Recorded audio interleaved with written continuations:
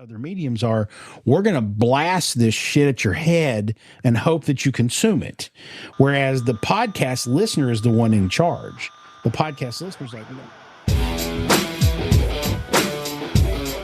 Hello and welcome to a special episode of the Rockstar CMO effing marketing podcast. This is episode 239 and it's Wednesday, 16th of October. Yes, Wednesday. I hope you're having a good week and staying as sane as you feel you need to be. If you're a first-time listener, welcome. I'm your host, Ian Truscott. I'm not a rock star, but I am a CMO. And in this special episode, the marketing street knowledge I want to bring you is about podcasting for business. I mentioned this in our newsletter this week, but I'm about to share an edit of a conversation from the Fuel podcast between Keith Smith, friend of Rockstar CMO and host of the Fuel podcast, and Jason Falls, a former guest here who, among many other accolades, is an author, speaker and aficionado of bourbon and is the boss of the Marketing Podcast Network, which both this podcast and the Fuel podcast are proud members of.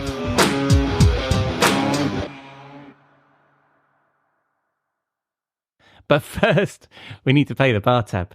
I'll be back in a moment. We'll be right back. We'll be right back. My dad works in B2B marketing, but I never really knew what that meant. Then one day, my dad came by my school for career day and told everyone in my class he was a big ROAS man. Then he just kept saying things like, the bigger the ROAS, the better, over and over. My friends still laugh at me to this day. I think it means calculating a return on ad spend. One thing's for sure. I'll be known as the ROAS man's kid for the rest of my days. Why couldn't you just be a fireman or a lawyer? Why? You ruined my life, Dad.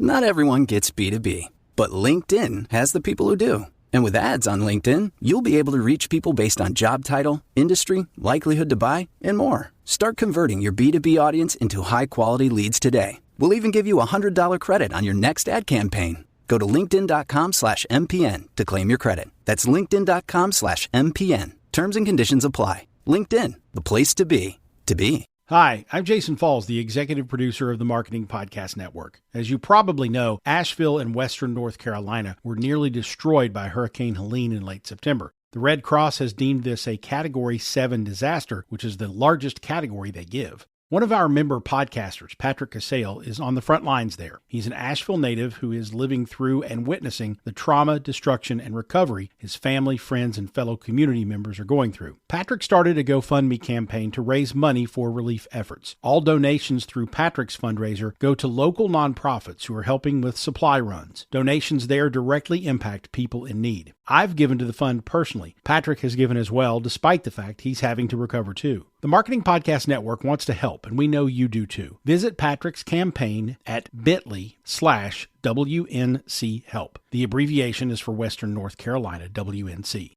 bit.ly, bit.ly/WNC help. Any amount goes a long way. Even just $5 can provide a few gallons of clean drinking water to a family in need. Please join us in helping the relief and recovery efforts in Asheville and Western North Carolina. Go to bit.ly/WNC help today and contribute. That's bit.ly/WNC help. The full URL, bit.ly/WNC help. Donate what you can. Every dollar helps.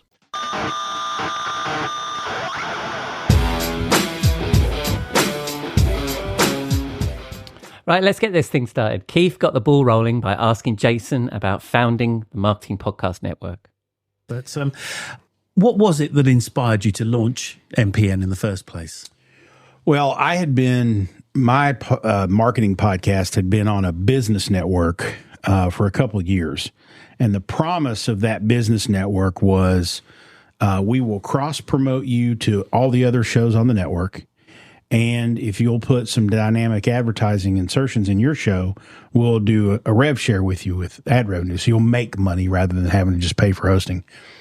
And I was with that network for almost 2 years and never saw either one. They never promoted my show. They never shared any ad revenue with me. And so I just I'm a cantankerous personality anyway. So I just got pissed off one day and said, well, I think I can figure out how to do this. And I did, but then I was like, wait a minute, if I'm going to do this, I need to do it smart. I need to be strategic about it. So I'm a marketing guy. I know a bunch of other marketing guys. Some of them have podcasts. So let's just do a marketing podcast network.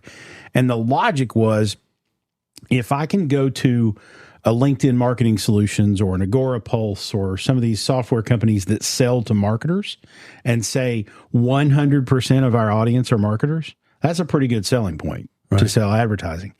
And so it's worked out. I mean, we haven't sold ads by like gangbusters for MPN, but when you find that client like a LinkedIn Marketing Solutions, which has been a long time sponsor of MPN, that markets to marketers, they know, hey, this is a real efficient spend for us. They don't have to spend a whole lot of money to reach a highly concentrated audience that they're trying to reach. And so it's a good purchase. It makes a lot of sense. And so it all kind of came together and the MPN launched, and here we are.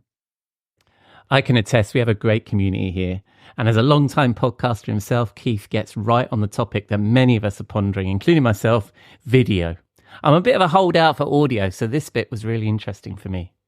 One of the things I want to sort of get into is the elephant in the room. And as I've alluded to you, and we've had conversations in the past talking about whether a podcast is, an audio format or a video format. Mm-hmm. I mean, is there room for both? Can you have audio and video? Yeah, absolutely. I mean, I think in an ideal situation, if resources are not an issue, you should have both. You should have a video and an audio version.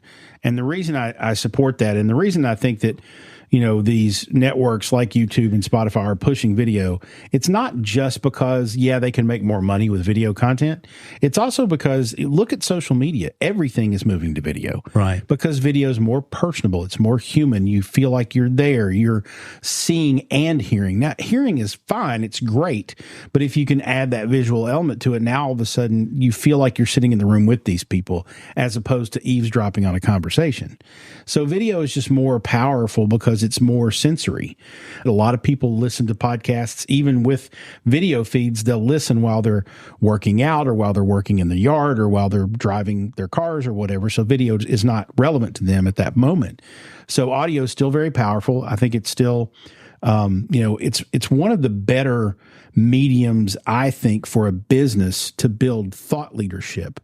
Because for the audience out there that's interested in advertising or marketing or business or finance or whatever, these are people who are going to listen while they're commuting. They're going to listen while they're working out. They're going to have this like intention of, I'm paying attention to this. It's not a passive thing for them.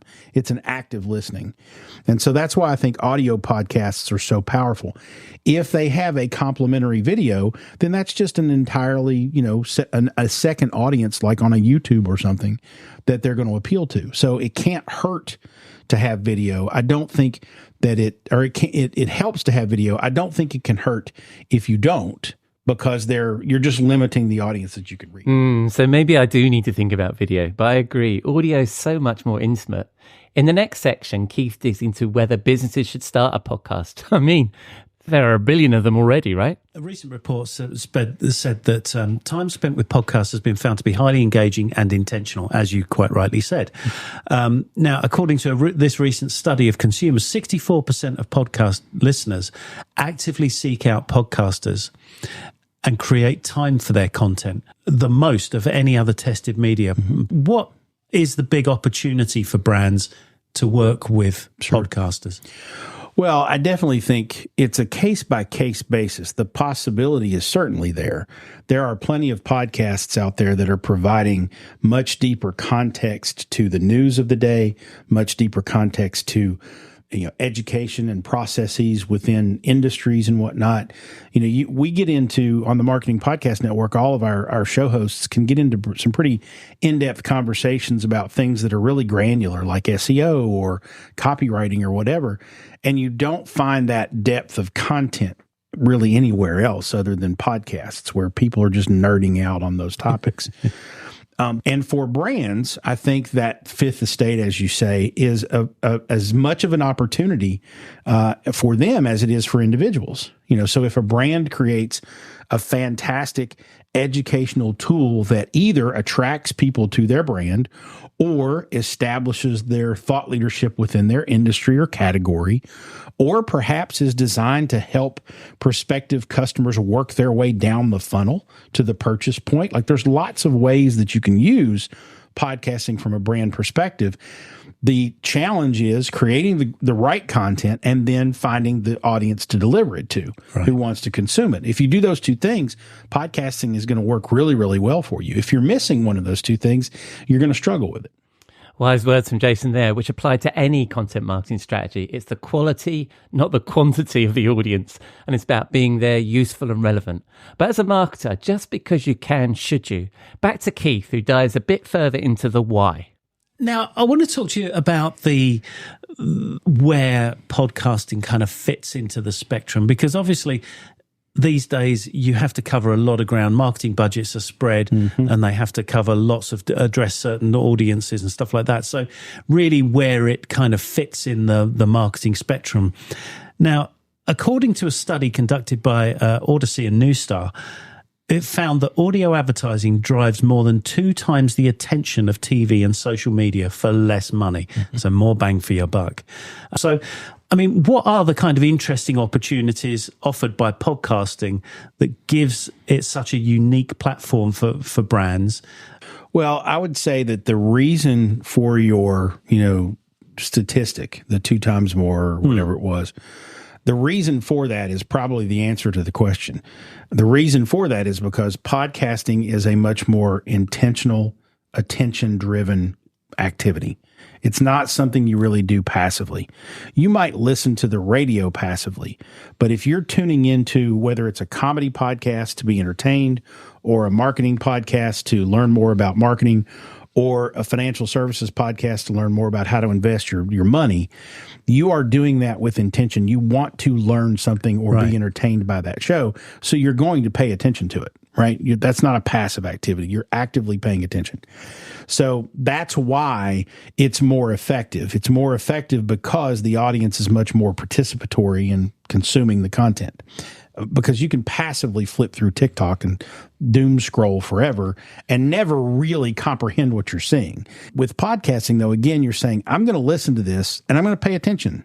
And that's a different thing.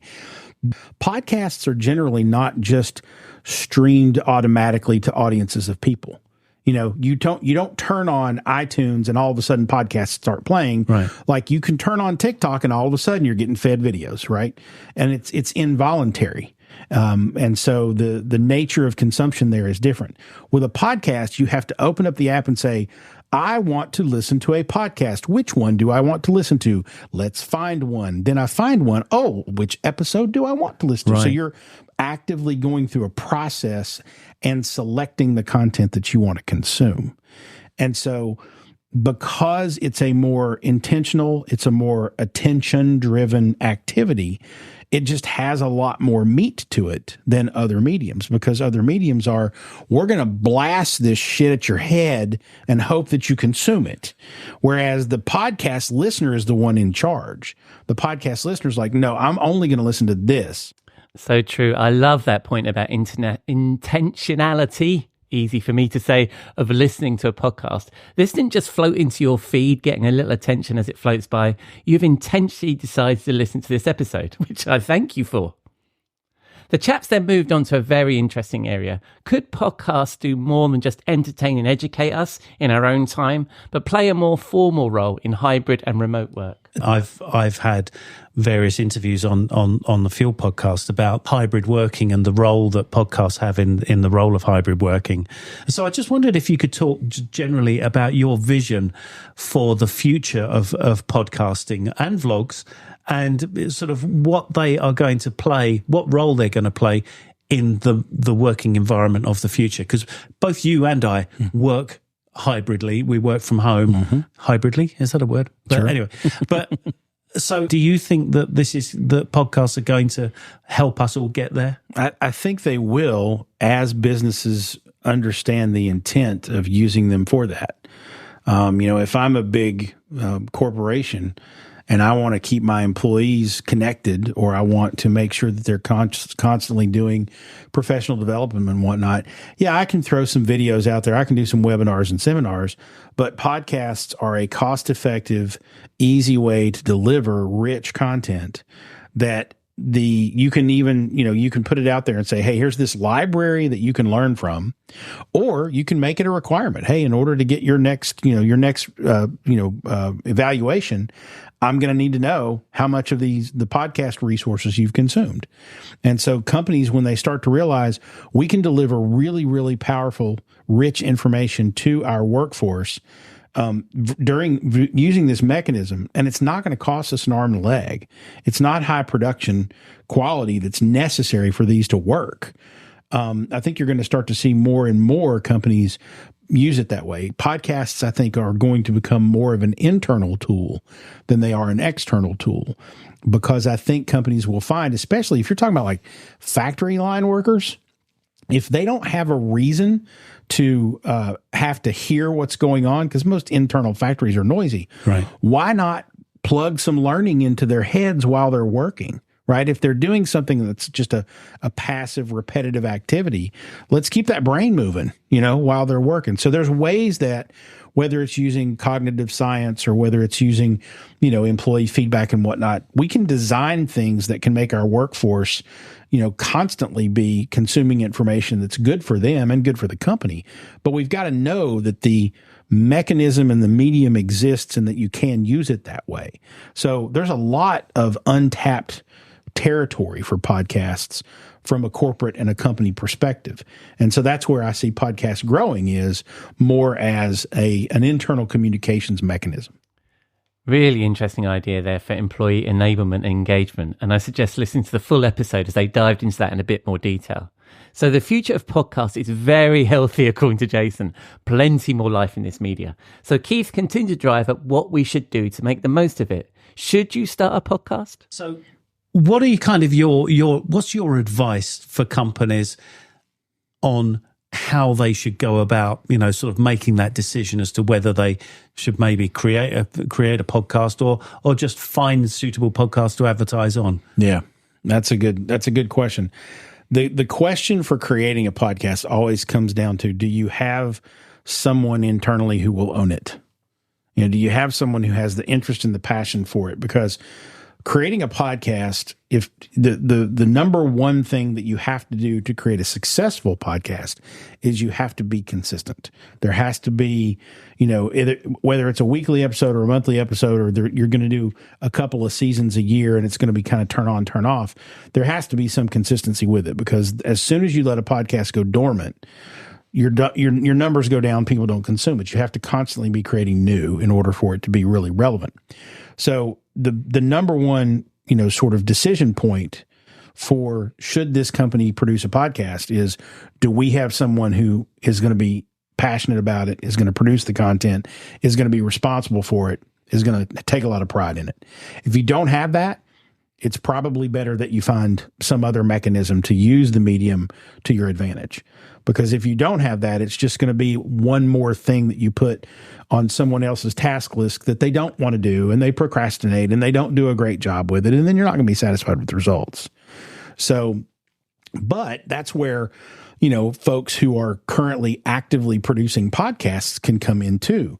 So I have had clients come to me and say, hey, you've created this wonderful podcast for influence marketing, and you also do this podcast for music. Can you create a podcast for my company?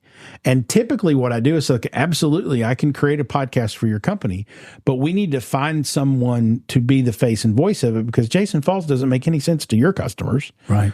I don't need to be the face and voice. I can help you get it up and running. I can point you in the right direction, but we need to find the host. We need to find the voice within your company, or from some other hire that you make.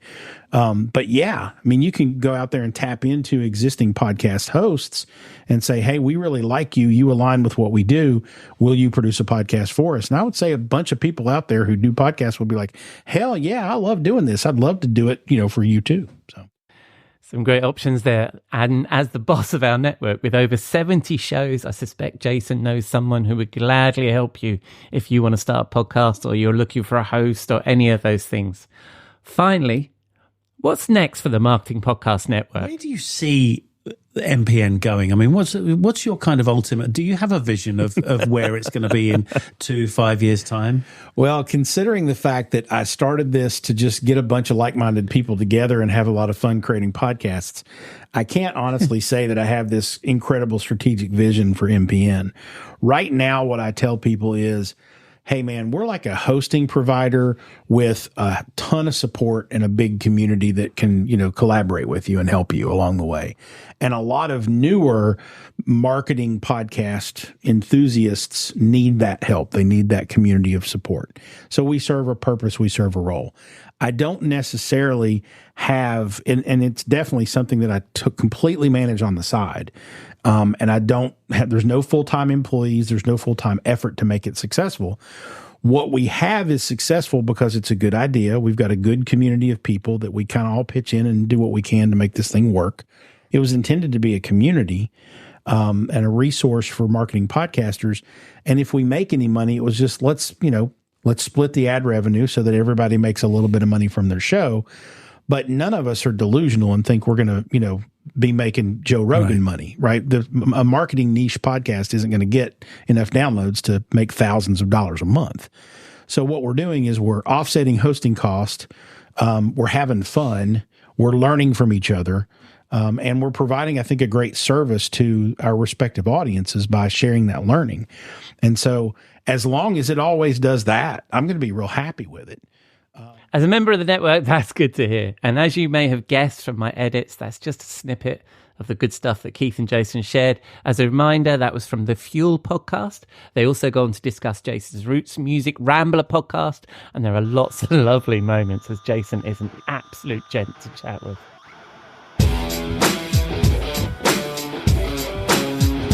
So that's a wrap on this special episode of Rockstar CMO FM. Thanks to Keith and Jason for letting me share that conversation, which I also discuss in our Beat newsletter, which you can find a link to along with the show notes and all the links and all the good stuff from this show at rockstarcmo.com. You can find Jason Falls all over the interwebs and also at jasonfalls.com. Aside from running MPN that you can find at marketingpodcast.net and hosting his own marketing podcast, he is the co-host of the podcast Roots Music Rambler. Keith Smith is the MD of The Advertist and the host of the Fuel podcast, a podcast about business development for agencies, creativity, and basically whatever takes the fancy of Keith's amazing Rolodex of guests. Thank you for choosing to listen to this special episode, dropping a dime into your podcasting jukebox and selecting our track. I'll be back on Saturday with all the usual shenanigans, including Kathleen McKnight, fresh from Adobe Max, and Robert Rose as he prepares for Content Marketing World.